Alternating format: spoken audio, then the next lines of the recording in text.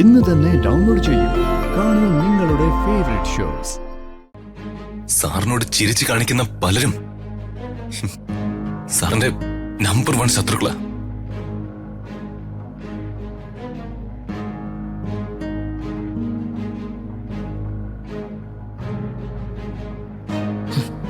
ഇവൻ മനഃപൂർവ്വം എനിക്കിട്ട് ഊളിയം പെയ്യുവാണല്ലോ.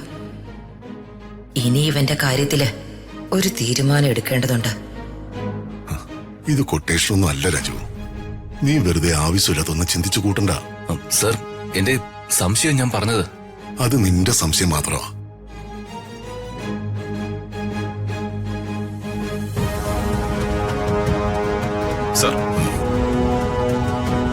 സർ, ഞങ്ങൾ ആക്സിഡന്റിനെ കുറിച്ച് ചില കാര്യങ്ങൾ അറിയാൻ വേണ്ടി വന്നതാ. ഞങ്ങളുടെ ഭാഷയെ പറഞ്ഞാൽ മൊഴിയെടുക്കാൻ.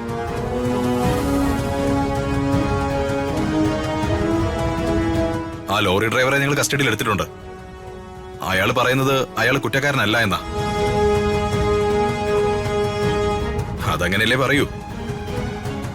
സത്യത്തില് എങ്ങനെയാ സാർ ഈ ആക്സിഡന്റ് ഉണ്ടായത്? സത്യം പറഞ്ഞ ഞാൻ ചില കാര്യങ്ങളിൽ ടെൻഷനിലായിരുന്നു.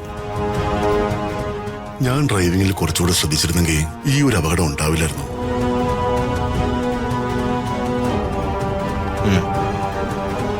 പക്ഷെ ലോറി റോങ് സൈഡിലാ വന്നത്. ഞാൻ ശ്രദ്ധിച്ചാ മതിയായിരുന്നു.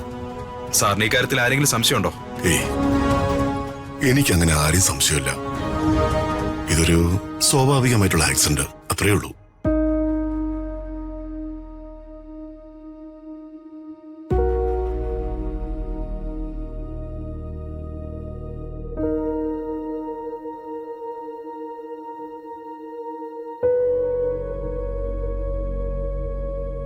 Okay sir, thank U.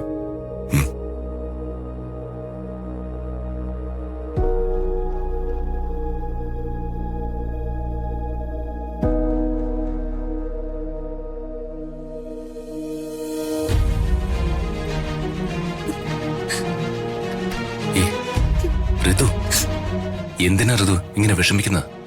Varma സാറിന് ഒന്നും സംഭവിച്ചില്ലല്ലോ. ഒരു പോറല് പോലും പറ്റിയിട്ടില്ല. എന്നാലും അച്ഛനോട് ഞാൻ പിണങ്ങിയതല്ലേ. ഋതു അച്ഛനോട് പിണങ്ങിയെങ്കി അതിന് ഋതു അല്ലല്ലോ തെറ്റുകാരി. സ്വന്തം മകളല്ലെന്ന് വർമ്മ സാറ് പറഞ്ഞിട്ടല്ലേ. എനിക്ക് വർമ്മ സാറിനോട് വലിയ ബഹുമാനം ഇഷ്ടമൊക്കെയാണ്. എന്നാലും സാർ അങ്ങനെ പറഞ്ഞത് ശരിയാണോ? ശാസ്ത്രീയമായ ഒരു തെളിവുമില്ലാതെ വെറും ഫൂളിഷായ തെറ്റിദ്ധാരണയില് ഇങ്ങനെയൊക്കെ പറയാവോ? ഒരു ചെറിയ കാര്യമാണോ പറഞ്ഞത്? മനുഷ്യന്റെ ഹൃദയം തകർക്കുന്ന കാര്യമല്ലേ പറഞ്ഞത്? ദേ, ഒരു മകൾ എന്ന നിലയ്ക്ക് ഋതു ഒരു തെറ്റും ചെയ്തിട്ടില്ല. പിന്നെ അച്ഛനും മകളോടുള്ള ബന്ധവും സ്നേഹവും, ദാറ്റ് റിലേഷൻ, ചോരയെ തിരിച്ചറിയാതിരിക്കില്ല. മകൾക്ക് അച്ഛനെയും അച്ഛനും മകളെയും വേണം.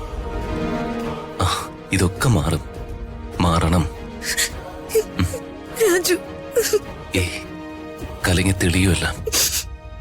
ഇല്ലെങ്കിൽ നമ്മൾ കലയ്ക്ക് തെളിയിക്കും.